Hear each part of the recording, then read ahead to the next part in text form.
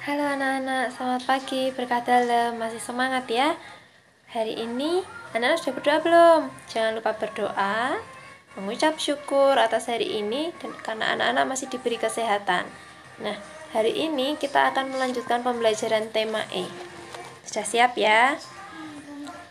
Oke, kita akan belajar tema E, subtema 3, pembelajaran 1 dan 2. Jasa para pahlawan.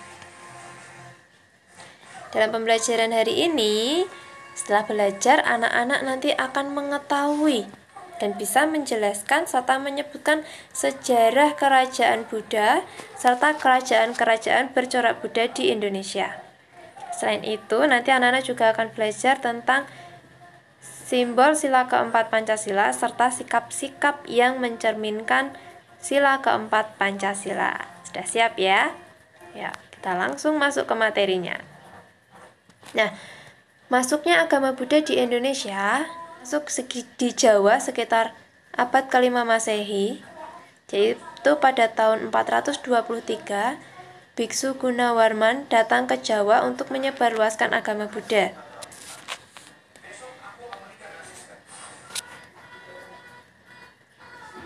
Agama Buddha ini berasal dari India. Nah, agama Buddha masuk ke Indonesia bersamaan dengan agama Hindu. Namun, dalam penyebarannya lebih cepat agama Hindu. Ini dibuktikan dengan lebih banyaknya kerajaan Hindu daripada kerajaan Buddha. Bagaimana sejarah kerajaan Buddha yang ada di Indonesia? Anak tahu ya, kitab suci agama Buddha adalah Tripitaka.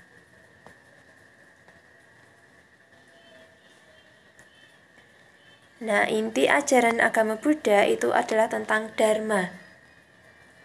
Dharma itu sejumlah aturan atau kewajiban yang harus dilakukan selama berada di alam semesta. Tujuan melakukan Dharma agar manusia mencapai kesempurnaan hidup atau nirwana. Kehidupan manusia saat ini adalah kelanjutan kehidupan sebelumnya atau yang sering disebut dengan reinkarnasi. Kehidupan dan proses penitisan pada dasarnya adalah penderitaan, hukuman, dan karma. Lalu bagaimana supaya manusia dapat terhindar dari hukuman? Nah, manusia harus berlaku benar, berniat benar, berbicara benar, berusaha benar, dan berkehidupan benar. Dalam ajaran agama Buddha, alam semesta dibagi menjadi 3. Anak-anak bisa membaca keterangannya. Yang pertama ada Kama Dhatu, tingkat yang paling rendah, kemudian Rupa Dhatu, tingkat kedua, dan Arupa Dhatu, tahap paling tertinggi.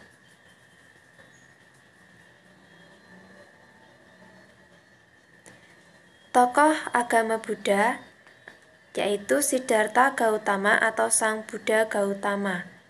Nah, kesederhanaan Sang Buddha merupakan ciri khas atau ciri utama yang diikuti oleh para biku dan bikuni.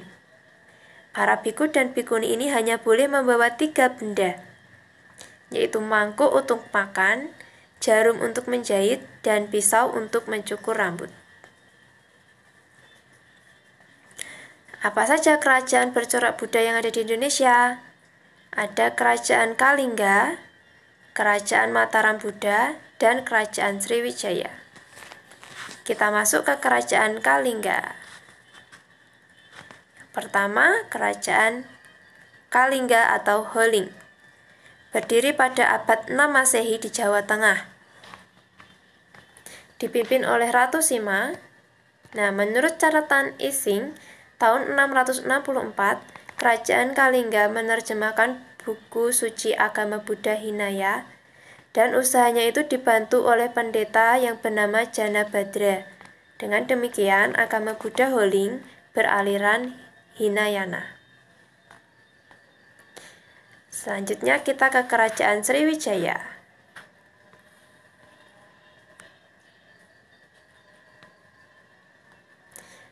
Berdiri sekitar abad 7 Masehi, awalnya terletak di Muara Takus lalu pindah ke Jambi dan dipindahkan ke Palembang atau di muara Sungai Musi. Mencapai masa keemasan ketika dipimpin oleh Bala Putra Dewa. Bala Putra Dewa adalah putra dari Raja Samaratungga dari Jawa. Nah, sumber sejarah Sriwijaya tentang kerajaan Sriwijaya didapatkan dari prasasti dan catatan dinasti Tang. Menurut catatan, Sriwijaya pernah mendirikan perguruan tinggi agama Buddha dengan guru besar agama Buddha dari India yaitu Sakyakirti dan Dharmakirti. Ini contoh prasasti kerajaan Sriwijaya.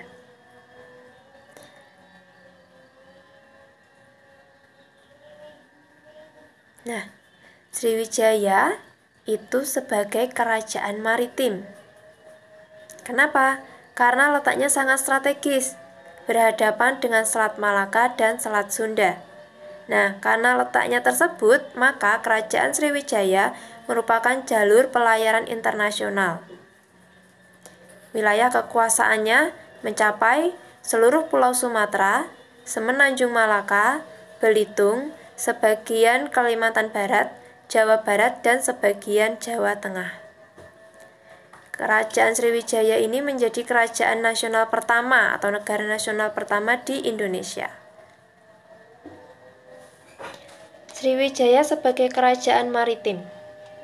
Nah, untuk menjaga keamanan dan meningkatkan perdagangan, kerajaan Sriwijaya membangun angkatan laut yang tangguh dan kuat. Sriwijaya memiliki armada niaga yang besar. Kerajaan Sriwijaya menguasai Selat Malaka, Selat Karimata, Selat Sunda, dan laut-laut lainnya di Nusantara. Kerajaan Sriwijaya sebagai pusat penyebaran agama Buddha. Sebagai pusat pendidikan dan penyebaran agama Buddha, karena tadi di Sriwijaya pernah berdiri perguruan tinggi agama Buddha, ya kan? Nah, kemudian berita ini diketahui dari berita Cina yang ditulis oleh Ising. Siapa Ising itu? Beliau adalah pendeta Buddha dari Cina yang sudah lama menetap di kerajaan Sriwijaya. Nah, Ising menuliskan, di Sriwijaya terdapat ribuan pendeta Buddha. Terdapat perguruan tinggi agama Buddha dan guru besar yang terkenal adalah Sakyakirti.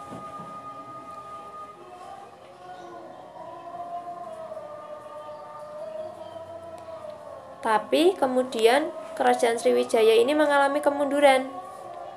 Faktor kemunduran kerajaan Sriwijaya yang pertama ada dari faktor dalam.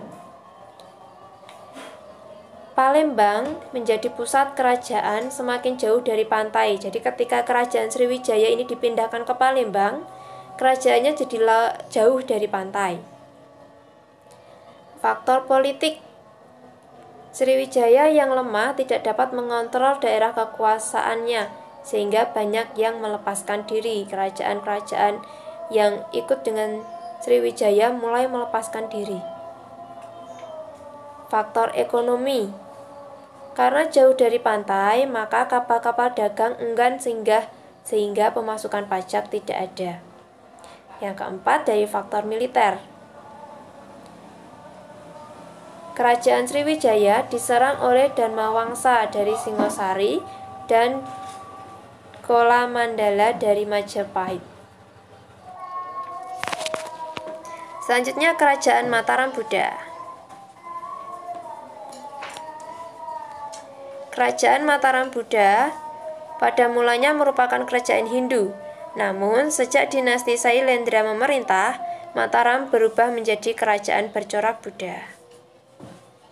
Nah, para pemimpin-pemimpin di kerajaan Buddha itu memiliki sikap yang mencerminkan sila keempat Pancasila. Siapa yang masih ingat lambang dari sila keempat Pancasila? Ya, lambangnya adalah kepala banteng. Lalu apa bunyi sila keempat Pancasila? Anak-anak pasti sudah hafal ya. Apa ya makna dari sila keempat Pancasila? Yang pertama, mengutamakan kepentingan negara dan masyarakat. Kedua, tidak memaksakan kehendak pada orang lain. Ketiga, mengutamakan budaya bermusyawarah dalam mengambil keputusan bersama. Keempat, bermusyawarah sampai mencapai kata mufakat dengan semangat kekeluargaan. Jadi tidak boleh memaksakan kehendak sendiri. Bagaimana sikap-sikap yang mencerminkan sila keempat Pancasila? Yang pertama, mengadakan musyawarah untuk mencapai kesepakatan. 2. Menghargai pendapat orang lain. Mengungkapkan pendapat dengan santun. Tidak memaksakan kehendak pada orang lain. Nah, tugasnya anak-anak hari ini melengkapi tabel ini, tabel kerajaan Buddha di Indonesia. Silahkan anak-anak mencari informasi dari nama-nama kerajaan ini, di mana tempatnya, siapa raja yang terkenal, dan masa kejayaannya. Kalau sudah, tuliskan refleksimu. Sikap-sikap apa yang sudah kamu lakukan sebagai pengamalan sila keempat Pancasila? Dan aksinya, sebagai bentuk pengamalan sila keempat dari Pancasila, saya akan...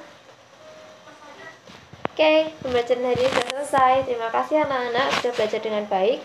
Kerjakan tugasmu sebaik mungkin, lakukan yang terbaik, tetap berdoa dan jaga kesehatan. Stay at home and stay creative. Dah.